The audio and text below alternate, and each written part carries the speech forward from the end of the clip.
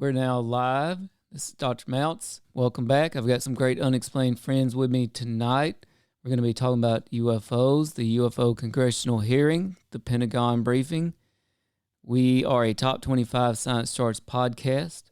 We were nominated for a People's Choice Podcast Award. We've got Dr. Charles Liu coming on with us next week. Looking forward to that. Now here's Larry.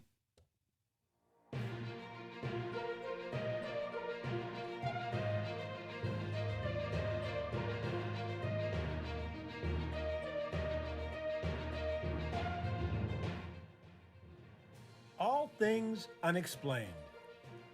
Hosted by Dr. Mounts. Let's face it, we were always ready to roll without him anyway. CJ Derringer. Ain't nobody perfect, right? And Smitty Neebs. I've never planned out hardly anything my whole life. I just freeball. Featuring Cajun Man. Would that be Dane? Somebody's looking for somebody. Tonight it is.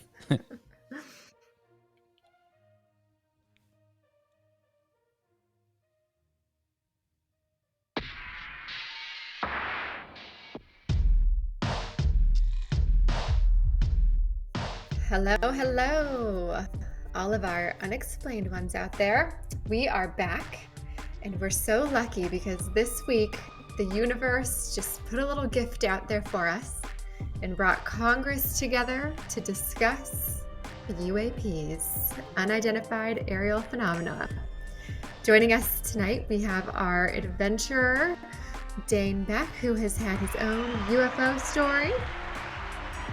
If you didn't listen to the last time we had him on, you'll have to go back and check it out because, man, that was a great story. And he shared a few others that are absolutely worth the listen. So please do go back. We're not going to share those tonight because we have a lot to cover. I think the best thing for us to do is to dive into some of the clips from what we heard at the congressional hearings. So this was the first public congressional hearing on unidentified flying objects in more than half a century. This happened on Tuesday, May 16th, with top Pentagon officials saying the number of unidentified aerial phenomenon reported by pilots and service members has grown to about 400. So we got to hear from Secretary of Defense for Intelligence and Security, Ronald Moultrie, as well as Deputy Director of Naval Intelligence, Scott Bray. And they answered some questions and spoke freely a little bit. We'll have to decide that once we listen. And I know that Tim had a chance to listen. Dane and Smitty, did you guys tune in to that congressional hearing? No, I was at school, so Perfect. I didn't get the chance. Okay. Was on YouTube, though. We'll get your off-the-cuff answer. Still there. I Anybody work. interested? It's still there. Yeah. Still on YouTube. Still there. Well, what's YouTube? No, I'm kidding. Well, I tuned in the middle of the day, which is a miracle. Did some dishes and had a baby on my hip and listened to the Department of Defense. It's a good day. So I think the best thing to do is just roll with the first clip, which is from Naval Intelligence, the Director of Naval Intelligence, Scott Bray, talking a little bit about what the Department of Defense has been doing in the past few years. Right. And by the way, Deputy Bray and Undersecretary Moultrie, two Pentagon officials. Here's Deputy Director Bray. Since the early 2000s, we have seen an increasing number of unauthorized and or unidentified aircraft or objects in military-controlled training areas and training ranges and other designated airspace. Reports of sightings are frequent and continuing. We attribute this increase in reporting to a number of factors, including our work to destigmatize reporting, an increase in the number of new systems such as quadcopters and unmanned aerial systems that are in our airspace, identification of what we can classify as clutter, mylar balloons and other types of air trash, and improvements in the capabilities of our various sensors to detect things in our airspace. Almost 2 years ago, in August of 2020, Deputy Secretary of Defense Nordquist directed the establishment of the Unidentified Aerial Phenomena Task Force within the Department of the Navy. The UAP Task Force was built on the foundation of the Navy's initial efforts to respond to the reports from our aviators on unidentified objects observed in our training ranges. The basic issues then and now are twofold. First, incursions in our training ranges by unidentified objects represent serious hazards to safety of flight. In every aspect of naval aviation, safety of our air crews is paramount. Second, intrusions by unknown aircraft or objects pose potential threats to the security of our operations. Our aviators train as they would fight. So any intrusions that may compromise the security of our operations by revealing our capabilities, our tactics, techniques, or procedures are of great concern to the Navy and the Department of Defense. From the very beginning, we took these reports very seriously. We instituted a data-driven approach to the investigations where we could collect as much data as possible and use all available resources to analyze and make informed decisions on the best ways to address our findings. Our main objective was to transition UAP efforts from an anecdotal or narrative-based approach This is one of the longer to a clips. rigorous science and technology. Long enough to just cut it off right in the middle. Pretty standard Okay, stuff so there, sounds though, right? promising, right? It sounds like they are going to release a lot of information to us in this hearing. What did you guys gather from that first clip there? Well, I just had to roll my eyes at the mention of the mention of Mylar balloons again. There's always this insinuation ever since Roswell that, oh man, more weather balloons, just like our longtime listener, Bama George says, man, the way they talk about these weather balloons, they must be everywhere, but I never see them. I mean, do they even exist? I've never seen one. The weather balloons. Yeah, I don't know. I mean, maybe that's because we're not piloting, aircraft. Who knows? I haven't heard this much about balloons since we released all those for Nancy Reagan's Just Say No to Drugs during school. Remember that? We all gathered in the schoolyard and released red balloons. Now That's right. You remember that? Okay, there must have been a lot of UAP sightings that day.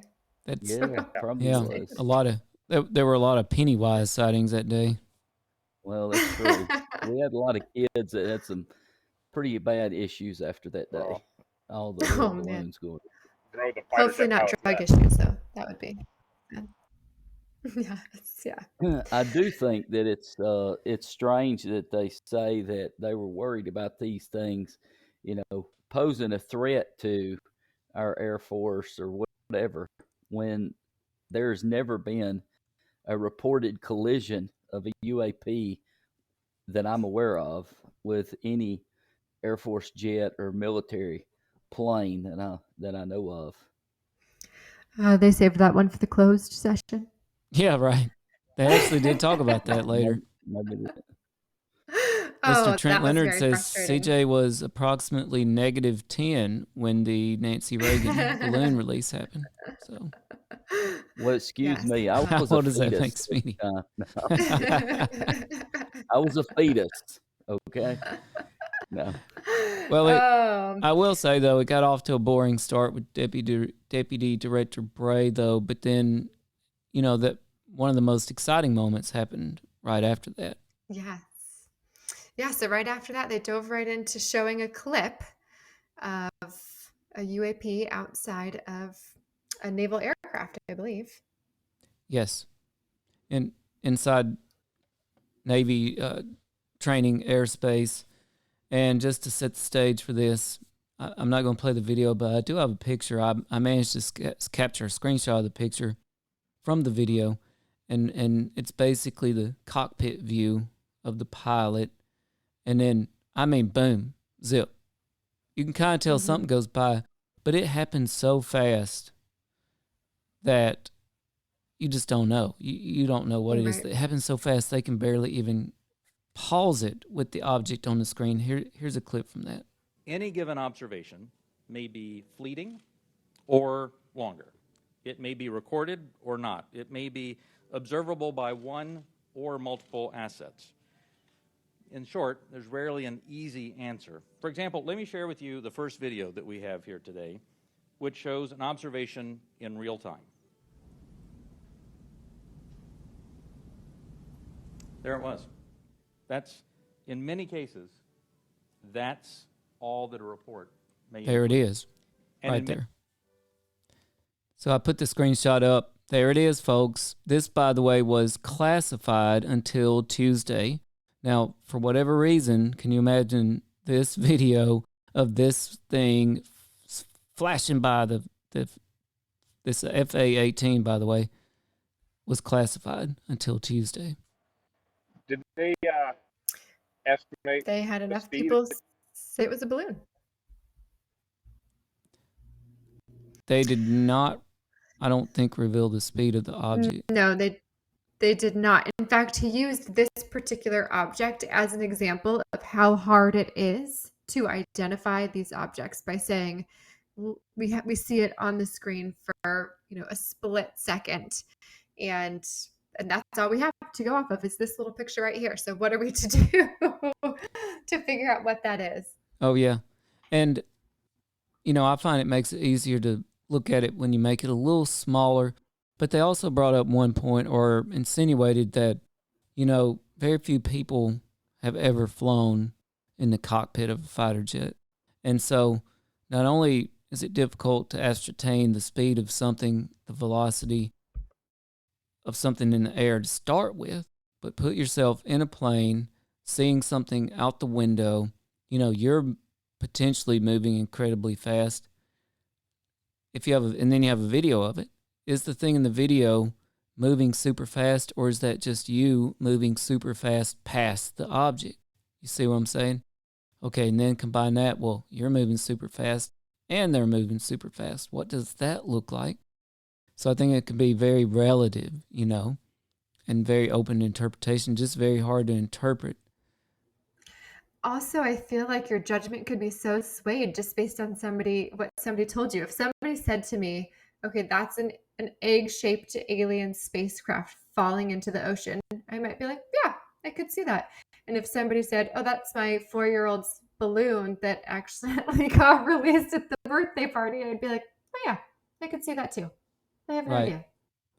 And I will say, while watching the video, the object appeared to zip by the plane, and the pilot reported seeing something in his vision. Now, I have to tell you, this is brand new information. Nobody knows this, but we recently had someone reach out to us with a sighting that they reported, I believe, in January 1983, and they actually submitted to us a drawing that they had made, I believe, at the time, January 1983. They reported it to the nearest base, I believe it was Air Force Base in Pennsylvania.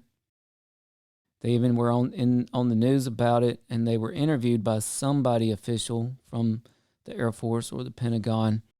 And here is and you know what? It actually makes me think of this object a little bit. Here is the diagram they sent us right here. Now, this was drawn on January 3rd, 1988. They approximated it. It was 30 feet in height. By the way, this witness was a pilot themselves. They saw it out the window of their plane. So very similar circumstances. Now, I want to show y'all what happened when I flip this up kind of sideways here. Do y'all see what I see? It kind of... Yeah, it looks similar. Kind of has the same shape. Especially, it looks like maybe it's turned and coming this way. You know what I mean? Like this is the front, the white part's the front. Right. And the darker part would be the back.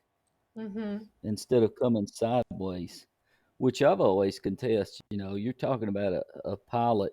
They are trained to recognize almost every flying aircraft known to man, I would assume, if they were, at that level, because they don't just pick anybody to be a pilot for the military. And so when they're flabbergasted, I think that's Yeah, there's something there. pretty good indication that something's going on. Yeah, did these shapes remind you of anything you saw or heard about? I mean, not necessarily. Just elementary question here on fighter jets. Is there assumable video being recorded at all times? I mean, just a nonstop feed on the front and rear of a jet? Yep. As far as I know, pretty much, I believe they do, and then they take that footage and kind of like I'm a coach. We film our ball games. We go back and watch the film to see what we can do better. They go back and watch film to see, what they can do. So one thing that they mentioned um, in this talk that they were doing was that if a pilot sees something, the first thing that they need to do is alert the higher chain of command so that they can maintain that footage and pull it.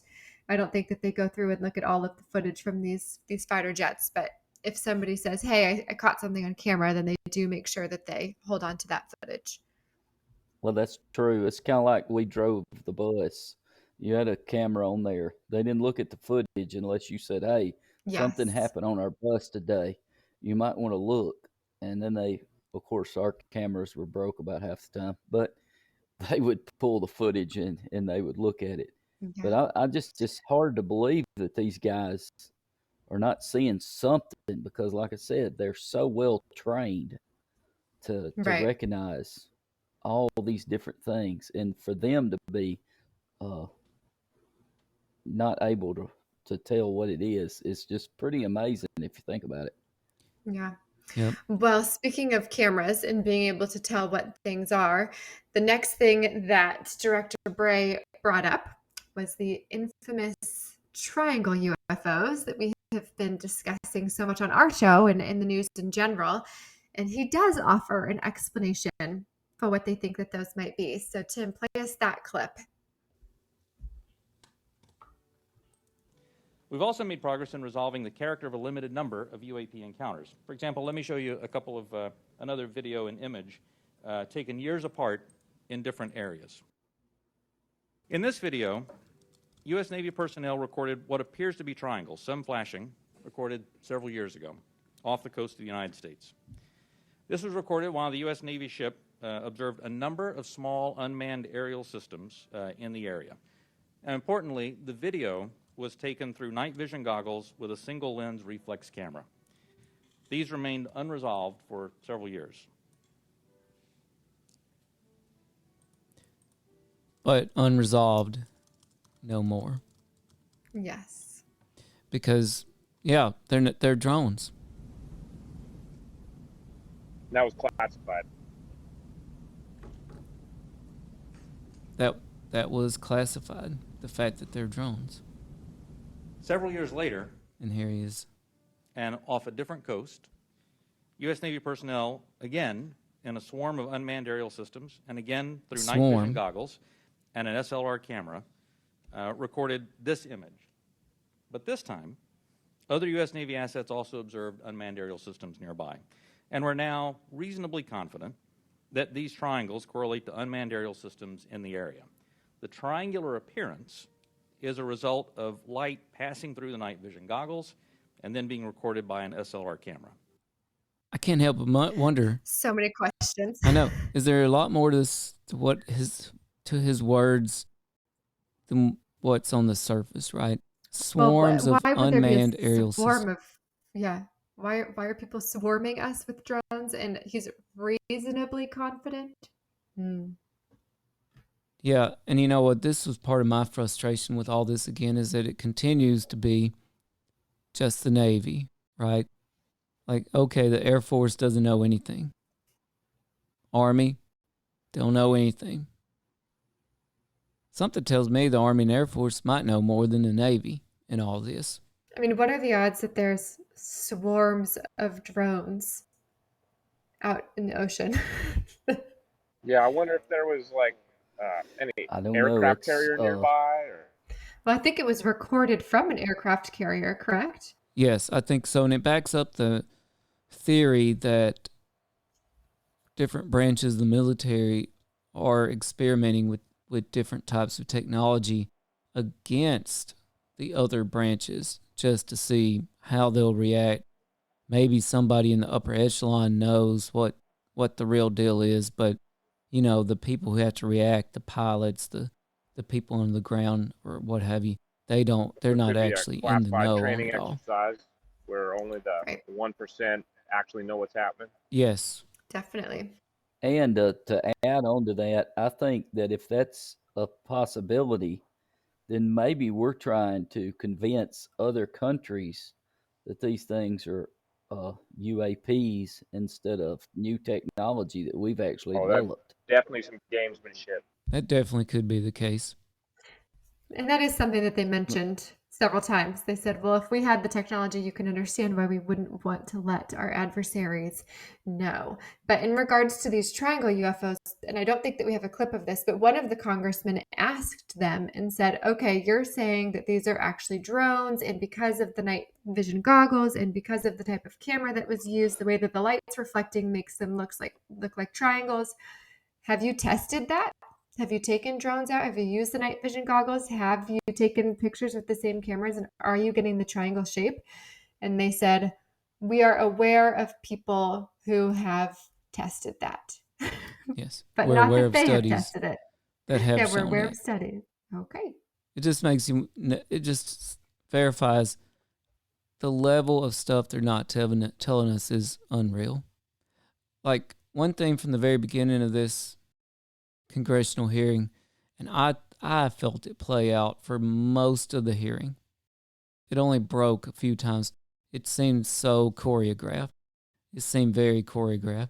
It seemed like, okay, these congressmen, they know we're going into closed hearing after this, closed session. They know that's where the good stuff's coming out. You really got the sense, for the most part, that they kind of, it was kind of scripted. Like, we know we're not going to ask about this. We're just throwing you some generic questions here to send to the public. Yeah, I felt that way too. I even felt that when they were pretending to sort of get more out of Secretary Moultrie, they were asking him about his affinity for science fiction. Yeah. And it was meant to come across as like, we know what you're up to. We know that you might actually be a believer in extraterrestrial beings, when really they were just trying to get him to bring it to circle back to, no, that's not what I'm doing. I think you have that clip, Tim, in fact. It's fair to say that you are a science fiction fan. Is that correct? It is fair to say that I am an inquisitive mind who has spent 40 years in the intelligence field and has focused on both science and science fiction. That is fair. Could you tell us about Under Secretary Moultrie Yeah, here. look, my generation grew up looking at space sagas and the Apollo program. So all of us who grew up in the 60s were just thrilled by watching our first astronaut land on the moon. That was a momentous occasion. To people who were of different generations, some of them didn't believe that it happened. I still have relatives and friends who don't Tim. believe it happened, right? Science fiction to them. But to us, it was, I was. that's the progress that we've made. And so I was enthralled by But that. his own and I've family taken members. that to heart. I enjoy the challenge of what may be out there. I have mentioned to you that, yes, I have followed science fiction. I have gone to conventions, even. I'll say it on the record. Got to break the ice somehow. But, Take a picture of I that. have done that, right? But there's nothing wrong with that. Who do you think he Don't dressed up necessarily like? dress up, but I do, I do believe that it's important Black to show Panther too easy. that the Department of Defense has, we have character, and we're people just like you, just like the American people. We have our inquisitiveness. We have our questions. We want to know what's out there as much as you want to know what's out there. We get the questions not just from you, we get it from family members. And we get them night and day, not just in committee hearings. So finding what's out there is important, but first and foremost, it's important for us to do that so that we can ensure that our people, our personnel, our aviators, our bases and installations are safe. I think it was Black Panther.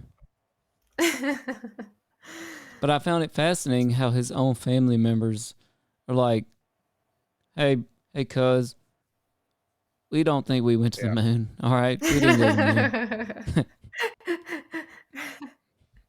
I know you've worked for the Department of Defense for 40 years, but we don't buy it. By the way, we're still not going to the moon. We're not going tomorrow. We're not going next week. No plans for the month after that. Why No not? plans for next year. Just saying. Actually, I believe there's 6 countries that are set to go to the moon in the next year, ours Oh, included. yeah? No. Yeah. No. Wait, let's clarify that. there are 6 countries with people scheduled to set foot on the moon next year. Correct. No way. No way. I'm going to put it out here right now, folks. You heard it here, right now. There will not be anybody set foot on the moon next year. You can book it. I highly doubt it too. I Won't. just haven't heard enough momentum. No way. Not less. No, exactly. No.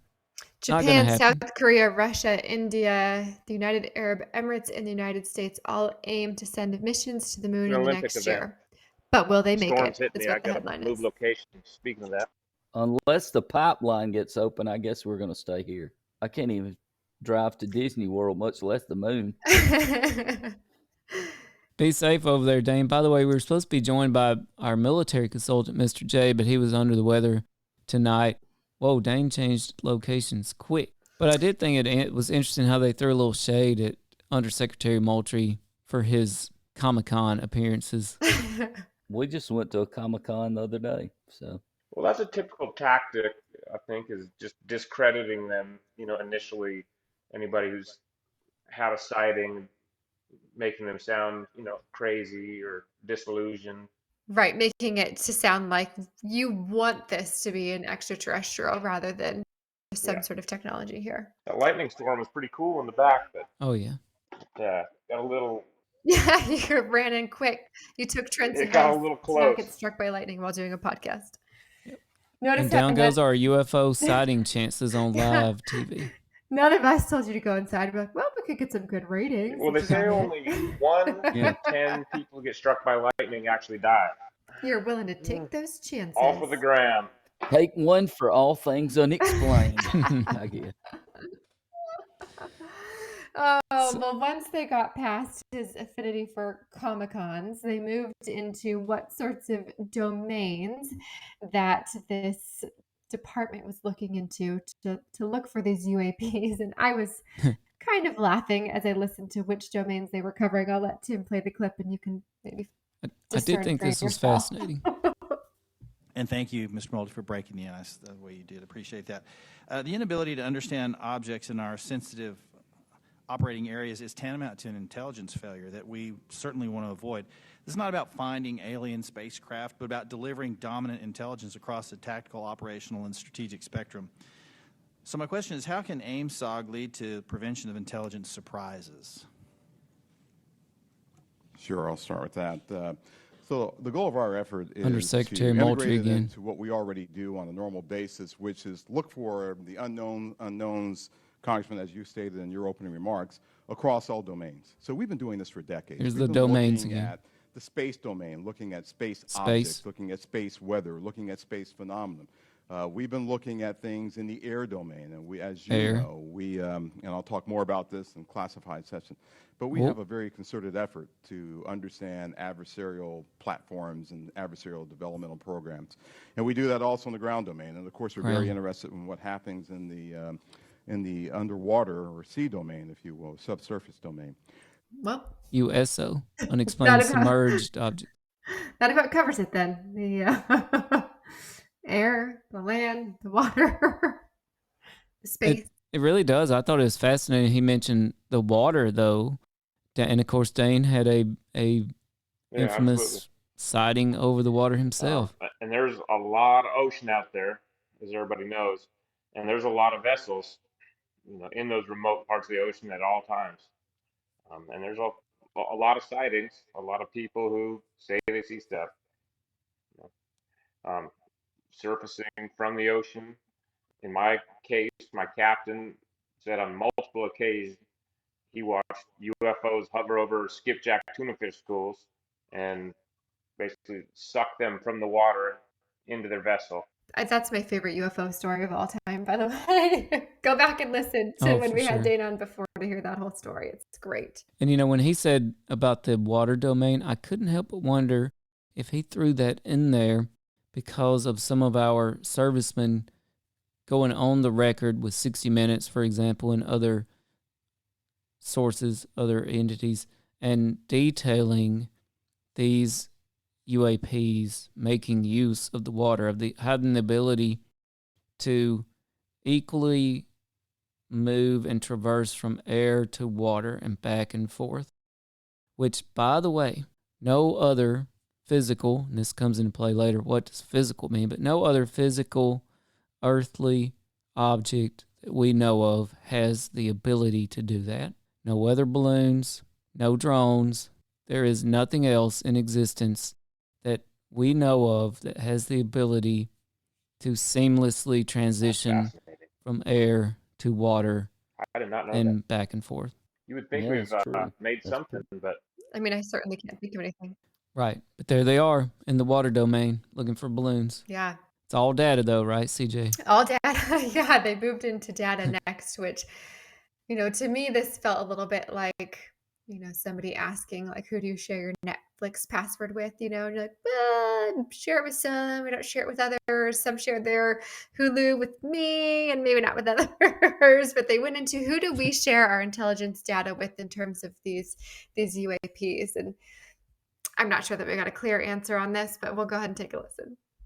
It reminds me of a friend of mine. He works in tech, and for Halloween every year he goes as DD, as a DD on his shirt. And, of course, in Marvel Comics, that stands for Daredevil, but in the tech world, that stands for Dirty Data. That all of our allies, or is it allies and adversaries? What have we learned publicly? So some of that, I think, sir, will save for closed session. And he had asked, Well, that had goes other to my next people question. seen these Publicly, UAPs? have others made anything which would not have to be considered closed? So- I don't want you to answer what they've said necessarily. Allies have seen these. China has established its own version of a UAP task force. Public knowledge. Clearly, a number of countries have observations of things in the airspace that they can't identify. And do we share data with some, with all? Are they sharing with us? We share data with some, and some share data with us. I just thought that was some kind of answer right there. He's real good about saying a whole lot of nothing. Yeah. Just talking around circles. We share data and with some, then some share data with us. I feel like if you wondered why, and Smitty, you hit the nail on the head. I feel like if you wondered, well, why was the deputy director the one presenting at this? Just listen to him. Smitty hit the nail on the head. He flawlessly says nothing Yes, he while does. saying a whole lot. Yeah, I like his voice. It too. makes you feel glad to hear it.